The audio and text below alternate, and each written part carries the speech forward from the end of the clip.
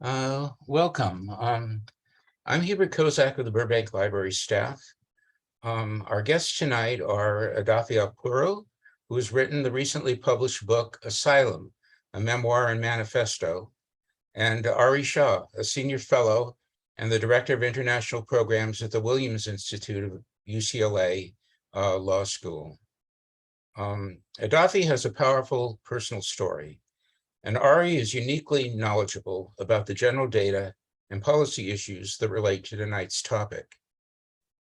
I thought that would be a perfect pairing for a conversation which we hope will give you a general understanding of the issues surrounding LGBTQ asylum and immigration.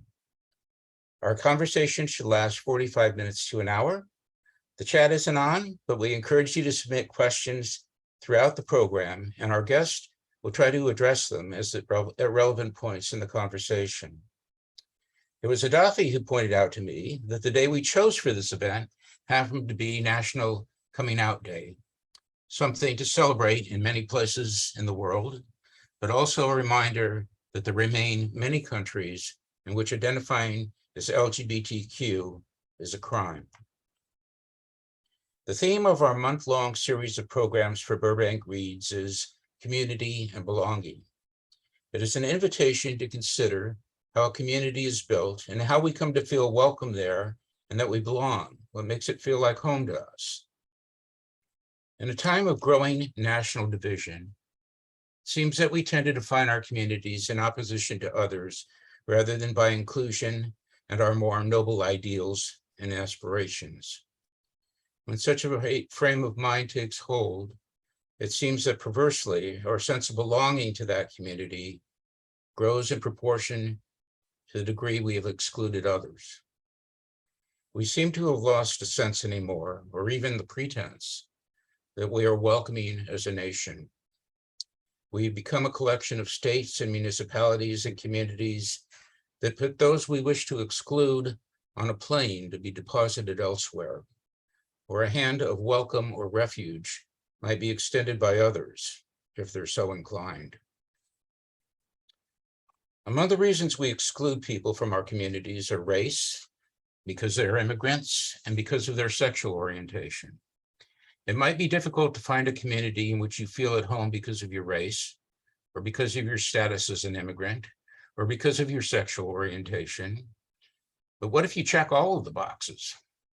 What if you had to find a place where all these parts of your identity might be accepted in a community where you felt you belonged?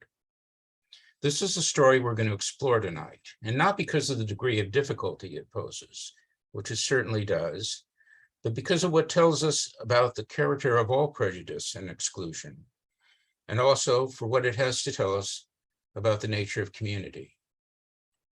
The story you will hear tonight makes us understand that we have multiple identities, and we are seeking a place where we feel safe and at home in all of them.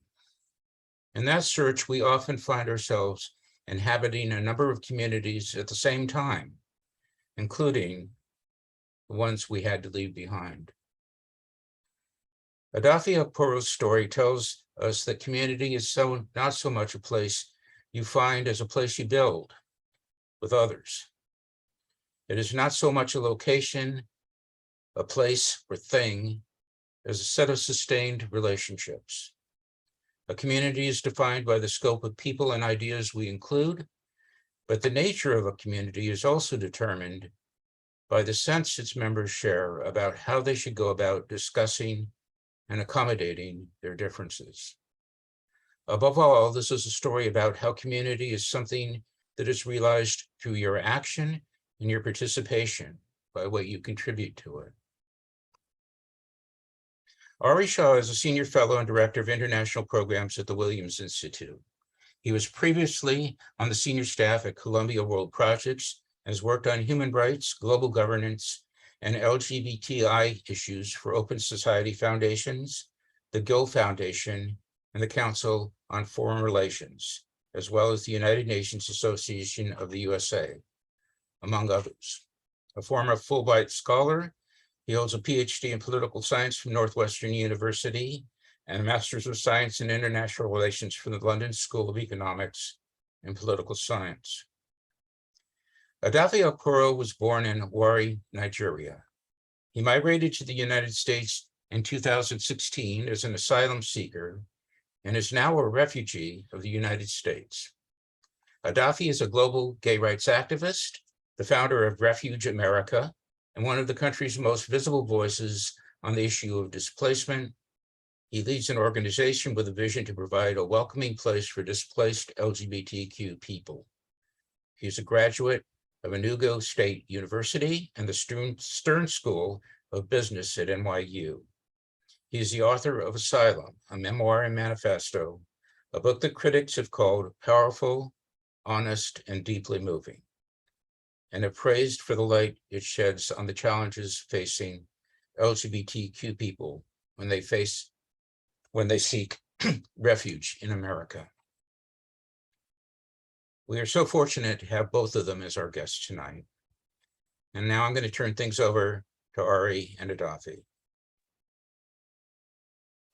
Great, Hubert, thank you so much for the generous introduction. And Edafe, it's wonderful to be here tonight with you and able to discuss your insightful and poignant memoir, which I have here well trod with my my markings, and I encourage, of course, anyone who hasn't had a chance to pick it up and read it to do so. It's very much worth your time. So, just to get things going, I was hoping that maybe we could begin with some basics. And I think there's a lot of confusion, particularly in the midst of current debates and controversy around immigration in this country. And oftentimes the sort of humans and individuals that are at the center of these issues get lost in the politics. So I wonder if we can start by describing who are refugees and asylum seekers, and why are these cases different than what we might think of when we sort of typically think about immigration.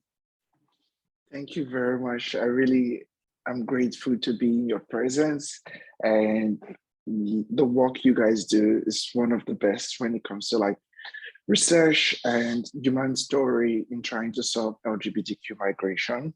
And I really am fortunate to be in your presence.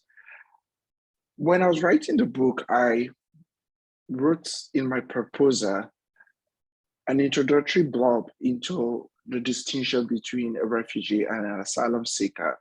And my editor asked me to remove it because it was too academic in explanation rather than experiential. So what I tried to do with the book was to make a clear distinction of who asylum seekers are as compared to traditional refugee resettlement. So most times when we think about refugees, we don't consider asylum seekers to be refugees. But when you are an asylum seeker, you are also a refugee. It's just a difference in the mode of how you come into the country.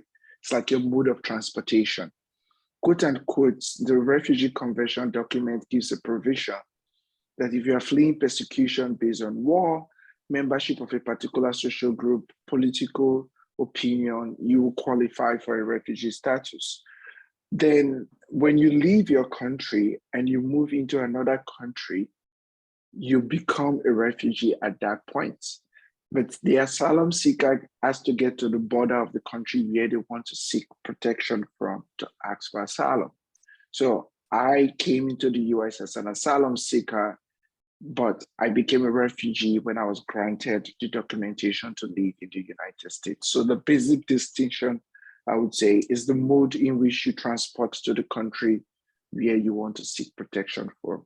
Because what makes you a refugee is leaving your country and going into a third country looking for safety, quote unquote. Mm-hmm. You start your story in the book with your childhood in Nigeria, and you describe what you call a constant struggle that you face to conform with ideas of masculinity. And I thought this was interesting that even at such a young age, you were picking up on ideas of sort of manhood and masculinity within your home sort of town and within home culture. How did your childhood and expectations around masculinity shape your youth and your adolescence in Nigeria? I even think up till now, masculinity shape how I think in the world. Sometimes I have to self-caution myself to be like, oh, this is the idea of how you should behave that is preventing you from being able to express yourself in one way or the other. I think that we are all story beings, and that is why we get drawn into the story that we are told as kids. Like growing up, I have been told over and over again that the man is the head of the household. And being the head of the household means that you provide for the family. And what that entails before Western civilization was being able to have a wife, have children, go to a farm, be able to provide food for sustenance for your family and also your children. So growing up in Warri, it's one of the first places where crude oil was found in Nigeria. There is this struggle between the rest of Nigeria and southern Nigeria for the idea of who owns the source of economic growth of Nigeria. So people in Warri already go through a lot of struggle in our day-to-day life to prove that we deserve to be a part of Nigeria because we're a minority. There's the North, East, and West, which have traditionally ruled Nigeria. So boys in my community grew up in that kind of bravado of like, I have to prove that I am a man and I deserve to have a stake in the community, society, and every other aspect of life. So when I was growing up, that was what I believe it is to be a man, is to be able to show a sense of like force and aggression and to be able to take what belongs to you. In that sense, I grew up overwhelmingly around people who saw any form of femininity as weakness and inability to be able to provide for yourself and your family. When my dad was very sick before he died last year, he called me one day and said, I'm very sorry for how I treated you because I wasn't treating you like that because you are gay. I was treating you like that because I was afraid that you would not be able to have a good life. Because if you are not strong, if you are weak, how can you be able to survive, like survival of the fittest? So it's that kind of environment I grew up in that is like, we have to show force to be able to get what we deserve. And that shaped my entire life growing up. Something I love so much is soccer. I love, like, every weekend I watch the British English Premier League games. But when I was growing up, I wasn't allowed to play a game I love so much. Because if I'm playing soccer with guys, they'll be like, you play like a woman, you shouldn't be here. Like, it's made life really difficult for me. But growing up, I never saw it as difficulty. I just thought that I was weak, that if I'm stronger, then I will be able to have friends and I will be able to have like a full-fledged life and be accepted by people around me. That was how I grew up, not thinking that I was being marginalized or discriminated against. I was thinking like, if I am not strong enough, I wouldn't be able to survive. Mm-hmm. And I think that's something too that, you know, even if ideas of masculinity and particular sort of gender roles vary from country to country or region to region, that's still a sentiment and an experience that a lot of gay and queer people can relate to. And that idea, particularly on this National Coming Out Day, of having to keep that part of yourself hidden. And in a lot of ways, that's what it means to be in the closet. Yeah. You know, making reference to National Coming Out Day, I think too that, you know, homophobia contributes to masculinity in that sense, because, you know, it's like in a patriarchy society whereby men are viewed to be leaders.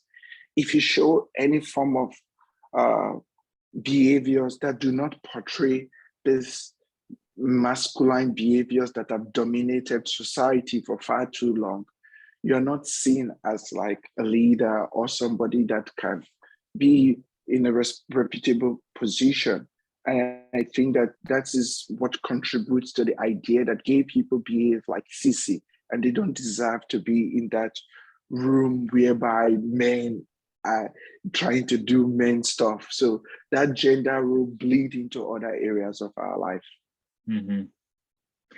In the course of relating your own story in the book, you talk too about the global landscape of LGBT rights and experiences for LGBT people.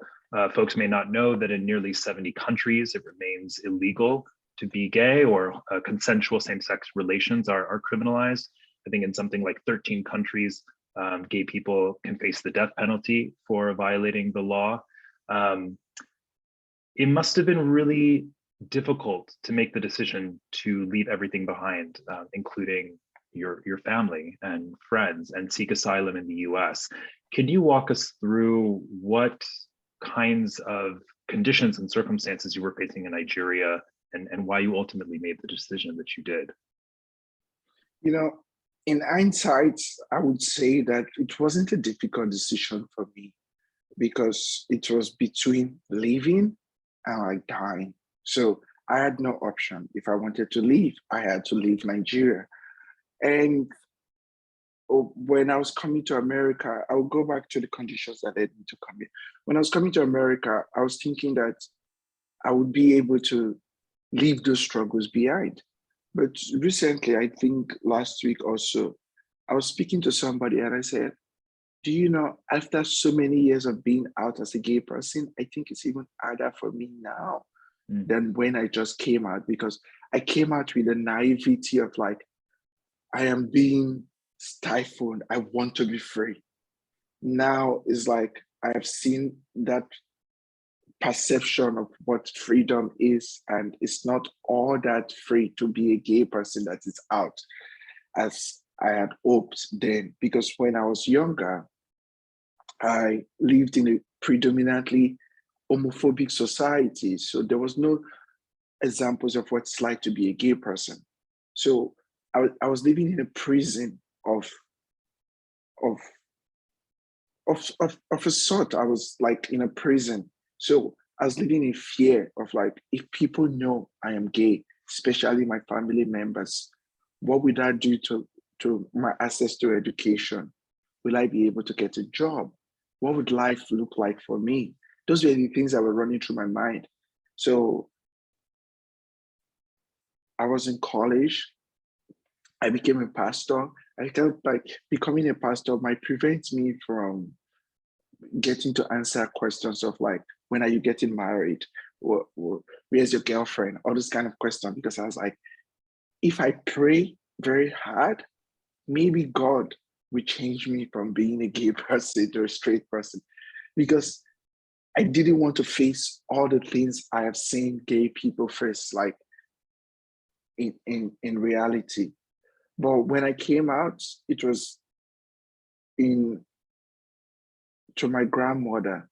She was very sick and she loved me so much. She have always called me, Edafe Okporo, you'll be a doctor. She prays for me all the time. She wants me to succeed. And she was going to die. And I didn't want her to die with me telling her a lie. So she was the first person I came out to. But after I came out to my grandmother, I faced persecution from homophobic members of the Nigerian community. Somebody pretended to be gay on a dating app. In my naivety, I tried to meet the person, but it was a mob. Like they beat me up, they set me up, took my money and stuff like that, stripped me naked. You know, I had an injury from that attack. When I came back home, my mother asked me, Daffy, what happened to you? You have an injury and stuff like that. I lied to her. I told her that I was attacked by armed robbers because I didn't want her to know that this thing I claim to be as a gay person is causing me all this pain. So I had to live with that, and I was okay with living with that. But I had to flee my country when it was not just only an attack by a few group of people, but an attack by the government of my country. In 2014, the law was passed that criminalizes same-sex relationship in Nigeria by 14 years imprisonment and activists by 10 years imprisonment. I was a victim of mob violence. Aside from that, I still find it to organize with other gay men to provide access to treatment for other gay men. Doing that work led to me winning an award that the community pasted my pictures and my name saying that I should be brought down dead or alive. So I had to flee. I didn't have an option to stay back in Nigeria. So I would say my story of coming to America, I am lucky. There's so many people in my position who suffer persecution for being gay in Nigeria, but cannot flee because they don't have a visa, they can't leave the country, so many circumstances and challenges, or they go to a refugee camp where they continue to face persecution for being a gay person. It's just an endless set of attack towards gay people in Nigeria that if you want to live and be free, you almost have to flee. Mm-hmm. And you flee persecution as you're describing, you are literally running for your life. And then you come to the United States and you're met by this labyrinth of legal proceedings and detention ultimately. And I think that's something that might be particularly surprising to folks who aren't familiar with the asylum system here. Can you talk about that experience and really the criminalization of migrants and why this can be so challenging and traumatizing, particularly for LGBT migrants? You know, the book came about because of my experience in being detained when I came to America. Because when I was coming to America, you know, after fleeing persecution, the idea was to come here and just live my life as a free gay person and never have anything to do with advocating for change anymore, because that was what put my life in danger. But the reception or my perception of America and reality was starkly different. You know, like I said in the book, I've seen gay people on TV, Don Lemon, Richard Quest. I felt like the United States was safe for like people to come here and be themselves. So that was the idea. And America is very good in how it sells itself to the world in terms of like its perception of doing good to the world. Many people want to come to America because they feel like this place is a place where they can be free to be themselves. So that was the perception I too had of America. So when I came down from the airport, I came here with a visitor's visa, but I don't have any family in the US. I've never even been to the United States. So I was just coming here to seek asylum. So I asked for asylum at the border. My life is in danger. I can't return to my country because I am gay. So that moment I became an asylum seeker. But I came to immigration by myself, ICE. But the next thing that happened was that I was being placed on handcuffs and shackles on my waist and feet. And they took me to a detention center in New Jersey, where I would spend almost 6 months seeking asylum.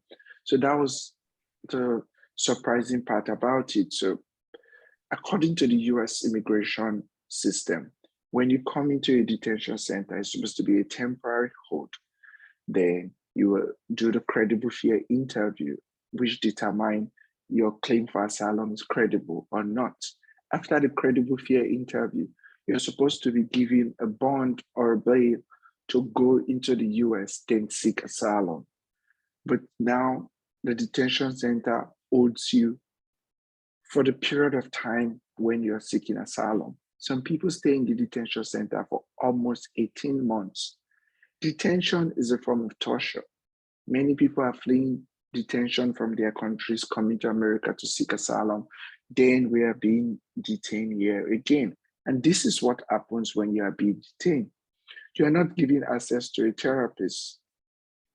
The number one cause of death in detention center is access to medical services. Like people fall sick and die in detention center because there is no oversight from the communities in the United States. I remember in 2018, during the separation of children, people were rallying as if detention just started then. And I'm like, I was detained in 2016.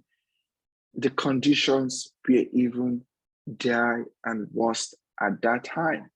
So I worked in the detention center for $1 a day. So I would work for 31 days to make $31 to be able to place a phone call or buy commissary, like stuff, like because we're living like as if you're in a jail.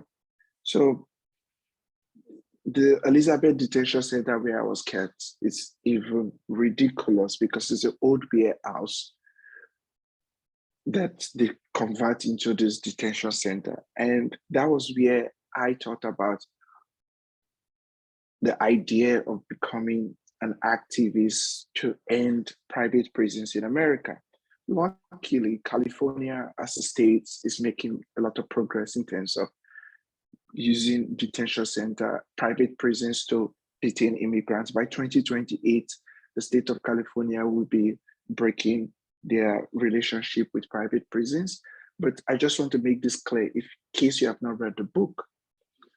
Detention centers in America are in almost every state in the United States, but their profit is traded off of the suffering of migrants who come to America. The stock market is trading stocks of private prisons, CCA, Correctional Corps of America. And it costs, at the time I was detained, $151 a day to detain a migrant at the detention center. For 6 months, it's almost 54,000 US dollars. That would take care of a migrant for 2 years, because when you get a refugee status, you are being given $300 for 3 months.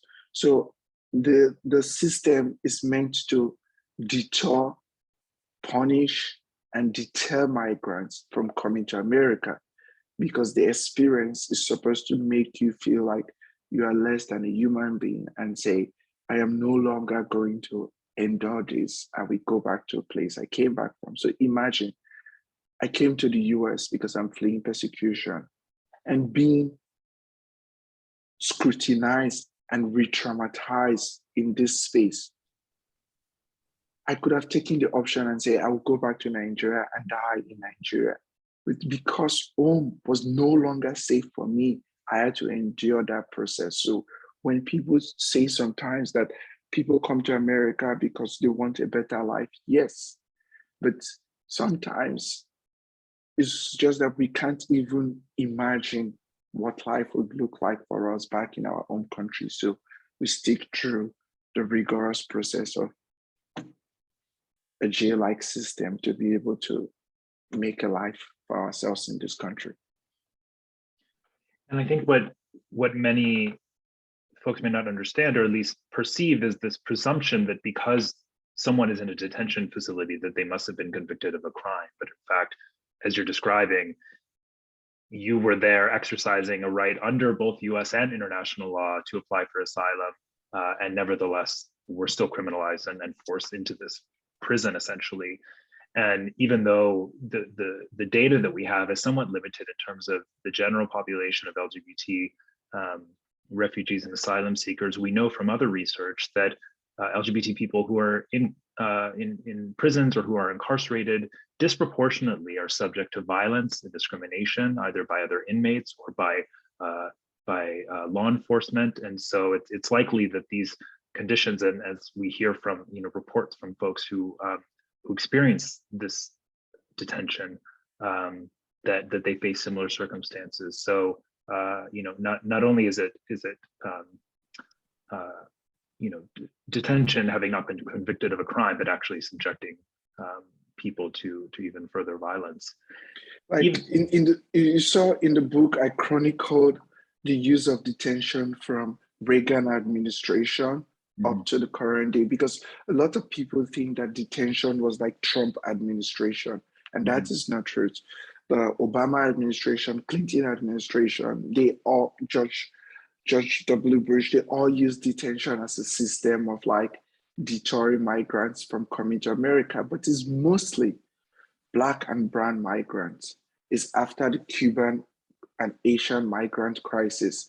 It's after the Syrian and Middle Eastern crisis. It's after a crisis in East Africa. So it's mostly a means of targeting Black and brown people as a way to prevent them from coming into the United States to seek protection.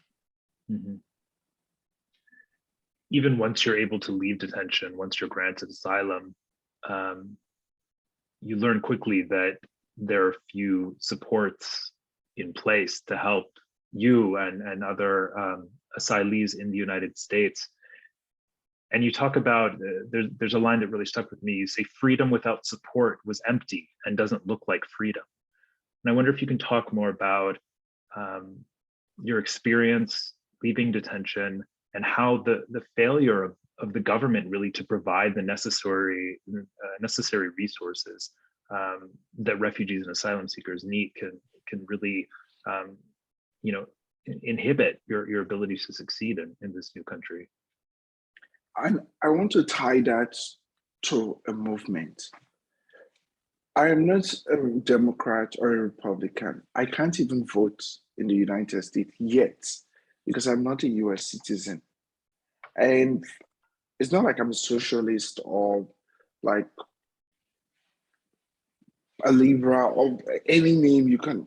Just like as a human being, I think that we in the United States live in a more individualistic way compared to where I grew up in, which is very, very communal in how we live. We take care of each other.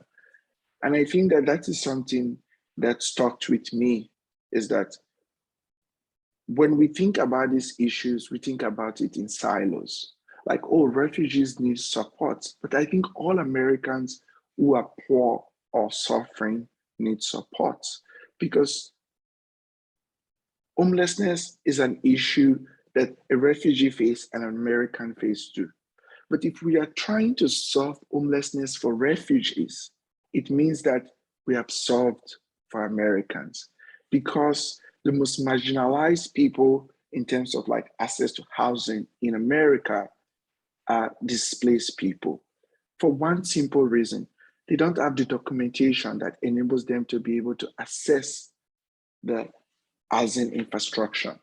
Those that have refugee status, you need a credit line, you need a job, you need X, you need Y for you to be able to apply for a place to stay. So if the government does not provide a form of shelter or accommodation when someone is being given a refugee status through asylum, that means we are leaving that person to fall through the cracks of society, become homeless, and increase the chances and likelihood of not being able to succeed in society. When I came out of the detention center, I was really surprised that there was not even an information of like, go to this shelter or take a metro card and take a train. They just opened the gate and say, go with the bag I brought from the airport. I haven't touched for like 6 months. So I don't know where to go. I don't know what to do. I don't know how do I live my life. So it was a group of community organization, First Friends of New Jersey and New York, that sent a volunteer that took me to the detention center. And that is that communal way of living I'm trying to talk about, is that if the government fail to be able to provide this kind of support that people need in terms of like a place to live, a meal, clothing during the winter period, a sense of direction, how to apply for Social Security. There's a lot of things a migrant would need to be able to resettle in a new country. UNHCR says it takes averagely 17 years for a refugee to resettle in a new country. Sometimes they have to learn a new language, have an education, or like to be able to build a life. So I think that ideally, since our government is very bureaucratic, which is true, and doesn't have any comprehensive immigration reform, I always advocate for us to be able to build communal system to be able to help people when they come to the country. That was what led me to find an organization that provides such kind of services. Because I think if we take care of each other as a group, we can be able to show a system that is ideally how it should be. Like if you travel outside the United States to Canada, the Netherlands, even United Kingdom, when an asylum seeker comes and they are granted asylum, even when they are seeking asylum, the government gives them a place to stay and give them a stipend, because if you're applying for asylum, you don't have work authorization, you can't get a job, you don't have a place to stay. How would you survive? But you know, the US is a capitalist system. That means you can pick yourself by the bootstrap and succeed. That is the idea, is that anyone can make it here because we already have the credit infrastructure. We already have a system that is already built to help people succeed. But I came from Nigeria. I landed at JFK. I've never been to the United States. I was detained in New Jersey for 6 months. I was released from the detention center at 10 p.m. in the night in New Jersey. How the hell do you want me to be able to navigate and survive in that country if there are no people out there to help me to be able to navigate the system? So it is hard for Americans. It is way harder for displaced people who come here because of the added complexity of rebuilding their life in this country. Well, and on this theme of added complexity, you write about the unique and particularly intersecting challenges that you've faced in the United States, not only as an asylee, but as a Black, gay man. How has your identity defined your experience in this country? And were you surprised by the ways that these various aspects of your identity have complicated, or not, I guess, your life here compared to Nigeria? You know, when I came to the US, I have really hidden a part of myself for so long in a society that I wanted to fit in. So I really do not care what anybody think of me. I just wanted to be gay first before any other thing. So it was an interesting dynamic that I was coming to terms with who I am as a gay person, why I was trying to rebuild my life in this country. I think too that it helped me in a sense to be able to carve a niche in terms of like, this is the specific community of people I want to help because I was like them and I know their struggle and I know their challenges. I am just coming to terms with the fact that I am a Black man in America, because for far too long, I was the Black person in Nigeria who didn't know that I was Black, because the issue I was facing in Nigeria was being a gay person. And coming to America, it was not just only being a gay person. I now discovered that, oh, I am Black. I didn't know that I was Black. I thought that I'm a Nigerian. That was the identity that I had carried for so long, that I'm a Nigerian who's struggling with my sexual orientation. In America, I'm a Nigerian, I am gay and I'm Black and I'm a refugee. So this is how I describe it. I was fleeing from the flood, because when I was fleeing my country to come to America, the first community I wanted to join was the gay community. But in the gay community, I was considered Black. In the Black community, I was considered African. In the African community, I was considered gay. And in the gay community, I was considered a refugee.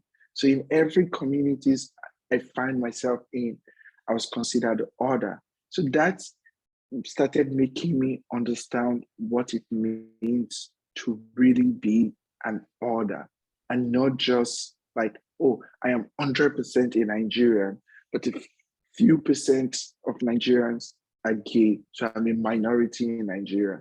But in America, I'm a minority in minority of minorities. So it's just like so complicated to be able to have a grasp of who I am in all those identity. I think I still struggle with an identity crisis because I felt so empowered that I'm speaking about my identity as a gay person, as a Black person, as a refugee in America. But in the workspace is different. I have an identity of like, in all these things I'm trying to do good in the world, but to what end? It's like because I am a minority of minorities, or it's because this is an issue in the world. So that is like a personal struggle I do have with myself. But I think it's just so difficult in America in general, because America is a very polarized country in terms of like our view of everything. So I tend to see myself not just as my identity, but like as a full-fledged human being, because I am still religious and I'm still going to be gay, and I can't stop being Black, and I will still be Nigerian sometimes.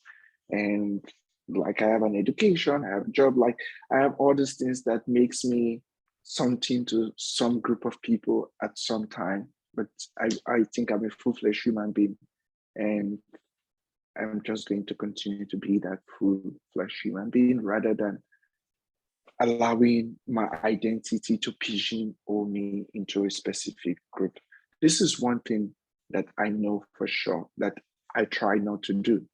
When you pick a side in a battle, the opponent becomes your enemy. You try to win the war rather than to have a conversation. And I try not to be polarizing, even as an activist. I never call a politician out. I never call individuals out. I never like grandstand any political view. And, you know, in this current polarized society, you don't succeed if you don't pick a side. So it's very hard, like to go on a television show and you don't really have a side. You're on the side of humanity. They're like, oh, it's not a good story. Tell me that you're a liberal Democrat fighting Republicans, and we'll give you a podium. So that's how it is for me. You mentioned religion, and at least by my reading in the book, it seems that religion has played a really central role in your life. Growing up in a Pentecostal church, at 18, you were ordained as a minister, but you also describe in the book the painful ways that religion has been weaponized to discriminate against LGBT people. How have you been able to negotiate this tension, and what does, if I can ask, what does religion mean for you at this point in your life now? Yeah, religion is a big deal.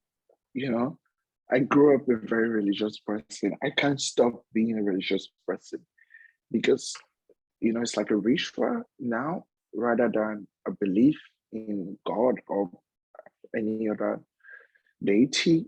I think it's just because we are story being. I've been sold that story of like God's will is faith and hope. I think that religion helped me to be able to continue when I was really, really down and out. Because when I came to the US, I was in the detention center. I almost felt hopeless. Like, what is the need of doing this all? But, you know, because I was just coming from Nigeria then and I was still very religious. In my asylum folder, I wrote Bible verses on it. One of them was like, even though you have faith as little as mustard seed, you can move the mountain. It helps you to be able to feel like you have something backing you that is just more than your ordinary self.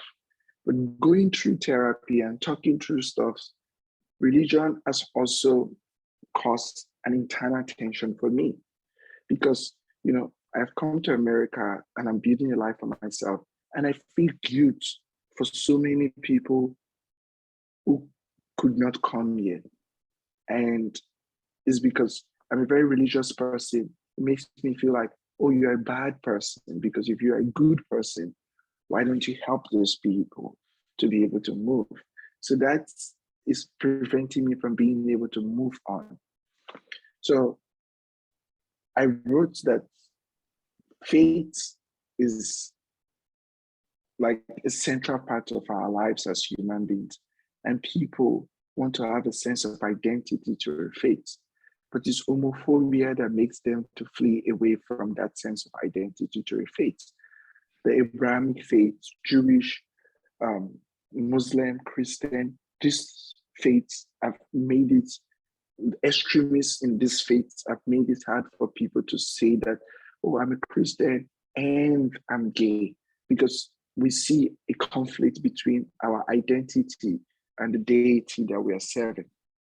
I have deconstructed that conflict in my own life.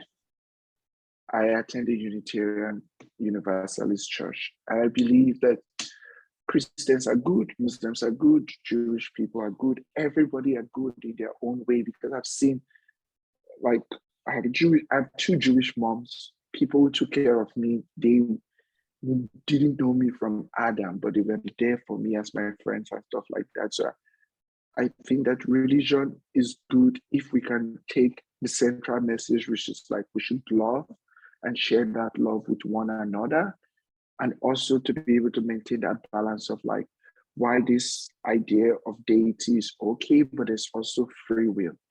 And I had my own free will, and it led me to say I would take a decision to flee my country and come to America and build a life for myself. And I don't have to be overly burdened with the fact that some people are not able to make it. So that's the tension I have day in, day out. But I still believe I'm a religious person, and I can't stop being a religious person because it just becomes who you are over a long period of time, kind of. We're getting close to the end, and I have a couple more questions, and there's some questions in the Q&A that I want to try to bring in as well, but I just wanted to invite any of the folks listening, if they have questions, to feel free to put them in the Q&A. We'll try to get to whatever we can in the time remaining. I find it interesting that your book is intentionally titled Asylum, a Memoir and a Manifesto, right? And so activism is clearly another thread throughout the book, and something that seems very sort of prominent and top of mind for you and in your life. I wonder if you can talk about what activism kind of means to you at this point in your experience, and how the process of seeking asylum has shaped your activism in this space. I identify as an activist. For so long, I felt like the role of the activist is to create awareness, and the role of the people that they have created awareness for is to come together and create change. That's how I view activism. In the long run, I've begun to see it very differently, because I think that most activists have personal experiences to the struggles they advocate for. And at that point, it becomes blind between their trauma and the change that they're fighting for. Because when you are traumatized, you're wounded. And when you're wounded, you're like trying to tear things down rather than listening to any sensible opinion that might lead you to the right place. So I am taking a break from day to day trying to create change in the lives of people in general, in terms of like LGBTQ, asylum seekers and refugees, because I needed to heal to be able to do the work more effectively. Mhm. But when I was doing activism in New York City, specifically, we wanted to change the laws for housing for displaced people. And I was able to achieve that at the city level and at the state level at Albany. So I feel like that is activism for me. It's like having a target that by 2025, we want to end private prisons in America. I have the vision as an activist. Then I go and preach it to other people who buy into that vision and join me to create an organization that starts to fight. By 2025. We want to end private prisons. These are the steps that we're taking, raising funds, trying to create movements to disrupt the system. That is how I view activism. But I think that our lives are also activism. If Barack Obama and Michelle Obama, they're activists, even though they don't say that they're activists, because they're role model to so many young Black people of what it is to be in love with the person and achieve the highest office in this country and still be impeccable as a human being. And I think that Little Nas is an activist too, because it's showing the world that you could be gay and an entertainer and don't really entertain what people think of you as supposedly the heteronormative way of being a rapper. So I think that we are all activists if we can show to people that are coming after us that they can make change and make the world a better place. Mm-hmm. There's a question about the role of churches spreading homophobic interpretations of religion to African nations. And if I can maybe take that question and add on another question or sort of reframe it slightly, which is that I think a lot of folks may not be aware. You mentioned earlier the 2014 Same-Sex Marriage Prohibition Act in Nigeria. I think, you know, folks may not be aware of just how much funding and organizational support comes from the United States and organizations based in the US that really promote anti-LGBT laws and activism around the world, including in many parts of Africa. You write about this dynamic a bit in the book too, and I wonder if you can just sort of talk about how these kinds of anti-LGBT forces are endangering people in places like Nigeria and Uganda, and if you have any recommendations to this question about how Americans can best, you know, either kind of work to counter that or support organizations working to counter that. I'll just give a little tax.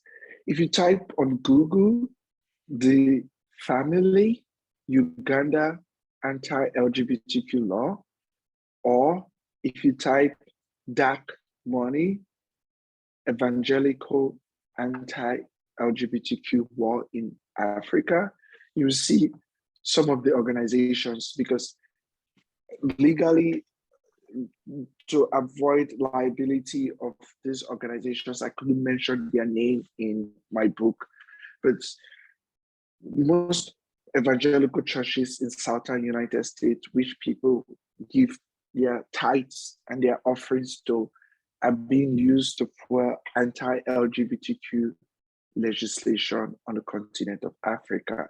So it's creating a wave of new anti-LGBTQ legislation. So in 2012, Uganda passed the first anti-gay law in the continent of Africa, and Nigeria followed in 2014.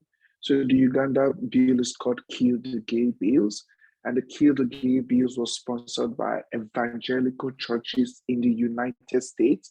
They wrote the bill, gave it to the Uganda senator who presented the bill, and then lobbied people who voted for it to become law. So I think this is like direct impact in the lives of people. So if we want to address LGBTQ displacement, I think Ari mentioned that there are almost 70 countries where it's illegal to be gay. Some of them are as British colony. Some of them are brought by evangelical organizations from the West. So for us to be able to reduce the amount of people that have to flee their country because of their sexual orientation, we as Americans have to reduce or take note of these religious organizations that are filing anti-LGBTQ legislation on the continent of Africa. And we're just at about time, but I wonder if to close out, if I can ask whether you have any recommendations for Americans in terms of what we can do here at home to support refugees and asylum seekers, if there are organizations that you would recommend, or even sort of small actions in our lives that we can do to support folks coming here. I always think that time is more valuable than money when it comes to displacement as an issue. So there is no national organization that coordinates LGBTQ refugee services nationally. So check your local community organization. In California, they have 5 organizations, smaller organizations. 2 of them are shelter, San Francisco and Los Angeles, that helps asylum seekers in the California area. So I think, why not check those organizations and see if they need money? I think that we always give money to larger nonprofits, and those do not trickle down to the community level. I would say give your support of time and money to smaller LGBTQ organizations that are specifically in your community. That is the best way you can help. Edafe, as always, it's really wonderful to chat with you. And I, again, encourage everyone to pick up his book, Asylum, a memoir and manifesto.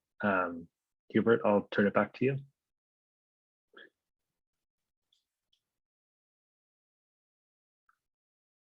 My thanks to both of you. That was exactly what I had imagined it might be.